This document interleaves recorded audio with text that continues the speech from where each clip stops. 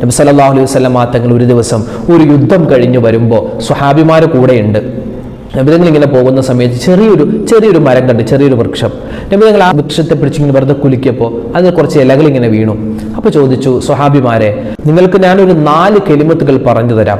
ഈ 4 കലിമത്തുകൾ, 4 വാക്കുകൾ ഒരു മനുഷ്യൻ പറഞ്ഞാൽ അവന്റെ പാപങ്ങൾ ഈ ഇലകൾ കൊഴിയുന്നത് പോലെ കൊഴിഞ്ഞു പോകുന്നതാണ്.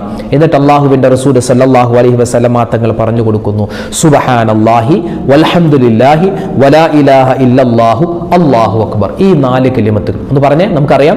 സുബ്ഹാനല്ലാഹി വൽഹംദുലില്ലാഹി വലാ ഇലാഹ ഇല്ലല്ലാഹു അല്ലാഹു അക്ബർ.